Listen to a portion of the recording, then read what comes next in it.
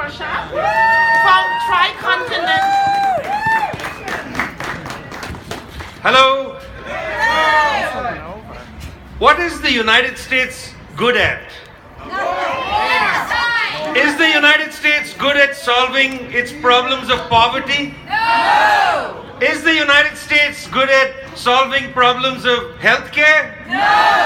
Has the United States led the world in dealing with the climate catastrophe? No! When Hurricane Katrina hit New Orleans and Louisiana, did the United States government take care of the people who were deeply suffering from that tragedy? No! But when Hurricane Katrina hit and when people were suffering in New Orleans, the Venezuelan government asked to send aid to the United States. And what did the Bush administration say at that time? The Bush administration refused aid from the government of Venezuela. When after the financial crisis, after 2007 and 2008, when poor people in the United States, inside the United States, in New York, in Boston, in 23 cities,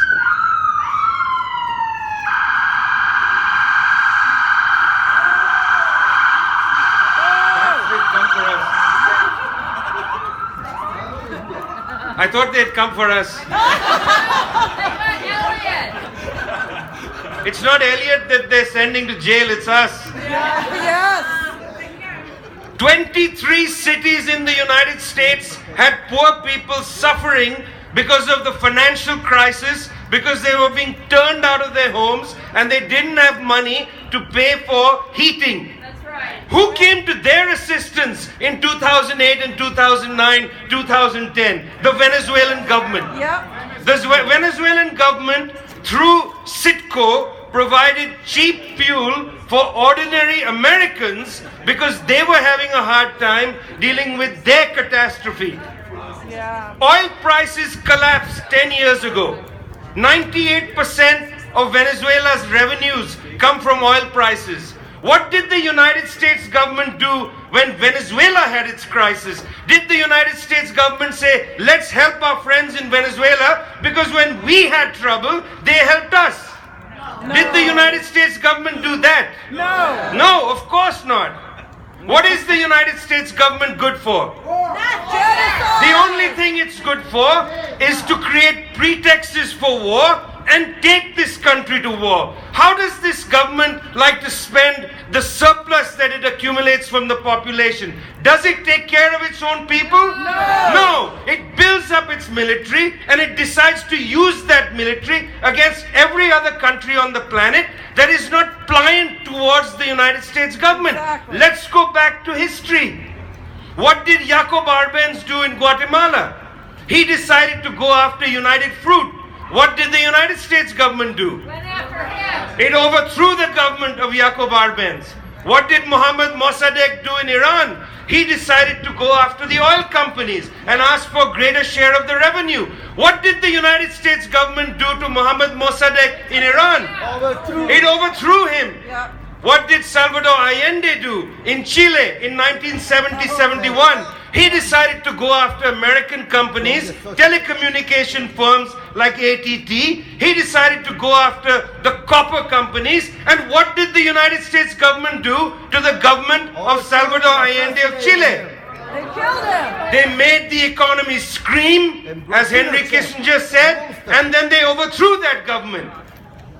What did the United States government do to the government in Iraq from 1990 to 2003? What did that government do? The government of Iraq foolishly took money from the Gulf Arab states and for 8 years on behalf of the United States, on behalf of the Federal Republic of Germany, on behalf of Saudi Arabia, that foolish government went to war against Iran for 8 years. And when that government said, pay us back for the war we fought on your behalf, the United States bombs Iraq in 1991. Yes. There's a history here. The United States government has never been interested in democracy overseas.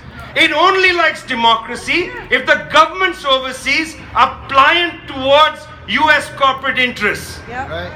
And this media here is buying everything that the CIA and the State Department is feeding them. Yep. Today's Gazette ran a story from the Associated Press. I mean, this is the kind of Orwellian headline that we're supposed to take seriously. US military aircraft to deliver more aid to Venezuelan border. US military aircraft to deliver aid to the US border.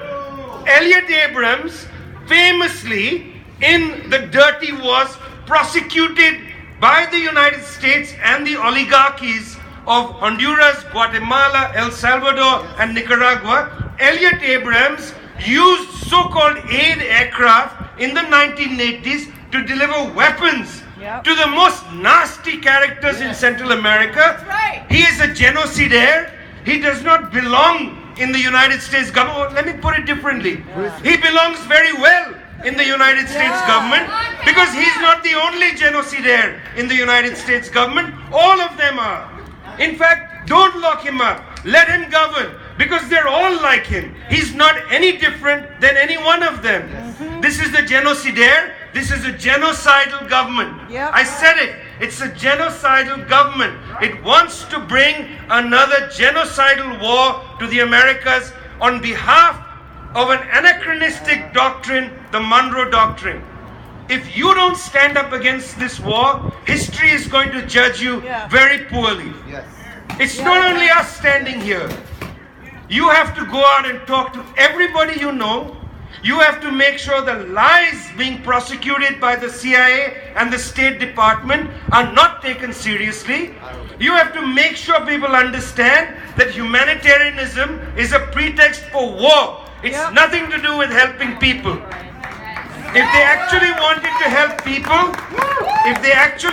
to help people, $20 million of aid coming on US military aircraft is not the way to help people. Right. You want to help the people of Venezuela? End the sanctions.